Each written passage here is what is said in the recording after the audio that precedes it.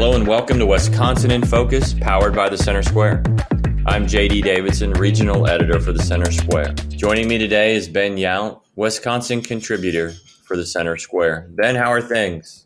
Well, unfortunately, my Chicago Bears are getting ready to probably lose to the Green Bay Packers. So I'm going to have to hear this from coworkers and neighbors for the rest of the year. You know how frustrating it is that the Packers can't even have a bad season when they're supposed to have a bad season? I'm a Cleveland Browns fan, so I know exactly how frustrating it is. However, this is a good year. Yeah. Jump Ball Joey's going to be comeback player of the year. Absolutely. And they just signed him to a 2-year contract. We are recording this on Thursday, January 4th, 2024. Ben, a Wisconsin Assembly member can't seem to get the answers he wants about a variety of topics from the Governor Tony Evers administration. And he seems to be tired of being ignored. What does R-Racine Republican Bob Wittke plan to do about it? Well, he plans to call out the governor and his agency heads, do it publicly, some public hearings, either later this month or early next month.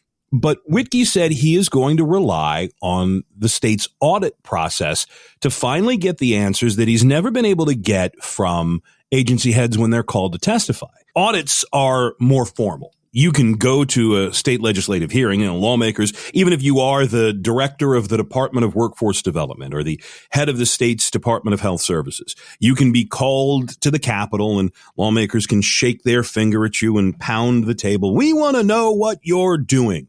And you can smile and essentially ignore them if you want. Now, there is a political cost to that, but there is no legal cost. It's not the same if you ignore state auditors. State auditors are a much more formal process. Ignoring audits has a longer lasting impact. Again, no one's going to prison over this, but it is a much more formal process where auditors come and they don't just ask this question. They say, well, we want to see this, and this.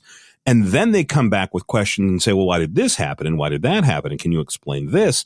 And that's what Wittke is looking to do specifically for two things, two recent audits. And we've written about them both over at the Center Square. The first is the audit that we most recently talked about, the workplace audit, the telework audit. This was the one where auditors looked at who's working from home for both the state and the University of Wisconsin. And when they're working at home, what's going on in their office buildings?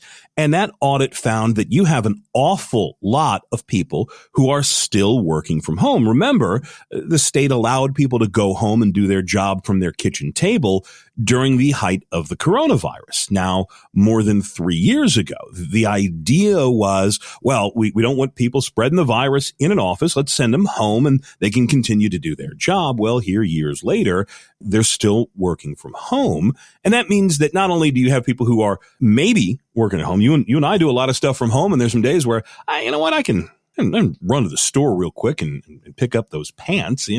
My story's not due for another hour, so I think I can take a nap. There's also a question about what's happening with all that state office building. State's a pretty big landlord. They own a lot of buildings in downtown Madison, and if they're empty, then maybe we don't need them. The other audit is on the broadband expansion. This is about $1 billion plus program over the next couple of years, where the goal is to bring broadband internet to people in the inner city and people out in outstate Wisconsin. Spectrum has done a fine enough job of bringing us here in the internet and most bigger communities high-speed internet. But Wittke has been asking questions from state agency heads for months on both of these issues, and he hasn't gotten anywhere. And so he said he's going to rely on the auditors now to come and testify at these public hearings to see if they can finally get answers that, should be public information and should be readily available for people to understand just what's going on. Both of those issues seem reasonable to want some more information about. As far as working from home, I just think to kind of be able to put together a plan or even a new way of state work, you need to have a better handle on what's being done, who's doing what, and where they're doing it. To be able to move forward with, if this is the way we want to do it, we need a better plan. The broadband stuff, we're talking about real money, and there's potential there for things to go sideways in ways that people never thought of. So both of these I think are valuable to get some answers for. You just kind of hope that people would just provide the answers without having to go through a big show. When we wrote the broadband audit, one of the things that became clear was that the Evers administration, and I don't imagine that this is exclusive to Wisconsin's governor, whenever there's a bunch of money thrown out the door, it gets thrown out the door, oftentimes in a sloppy way. But we found in that audit that there were questions is, okay, how did the companies who got awarded these grants get picked? Really not a lot of documentation there. Have they actually done the work that they said they were going to do? And how much money has this actually cost? Where are the receipts that show, yes, this much cable cost this much money. We ran it from point A to point B. And those, you're exactly right. When you start talking about 20 million to 30 million with $1 billion overall price tag, that's some real money. The quote that we used from Wittke in the story was that when it comes to workspace issues, telework, working from home, that every time he has an agency director in front of his committee, and he's the head of one of the heads of the Legislative Audit Committee, the answer that he gets almost every single time is, well, if you would just hire us more people, if you would just pay for more staffers, if you would just give our people a pay raise, then maybe we could accomplish what you're looking for or comply with this audit better or give you the answers that you're looking for.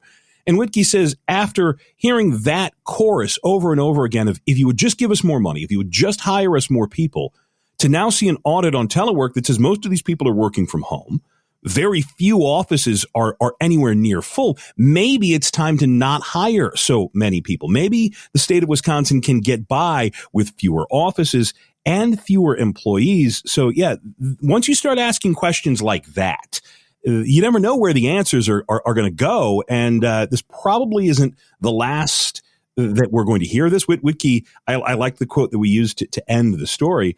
He said, look, if people are not giving you the answers that you want, if they're worried about what answers will come out from these questions, maybe there is something worth digging for. And we'll see. Yeah, it's interesting. This is another one of those stories that I'd like to see what happens on down the road, and maybe we can get some answers. Right now, that's all we have time for. Listeners can keep up with this story and more at thecentersquare.com. For Ben Youn, I'm JD Davidson. Thanks for listening, and please subscribe.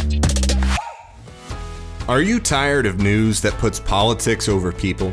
At the nonprofit Franklin News Foundation, we believe in putting people over politics by delivering nonpartisan news and audio content that serves you, the American taxpayer. With Franklin News Foundation, you can read fact-based, state-focused news for free at thecentersquare.com. You can listen to civil, balanced conversations between policy experts through our podcast network at americastalking.com. Or you can get in-depth news on K-12 education spending, curriculum, and school safety at chalkboardnews.com.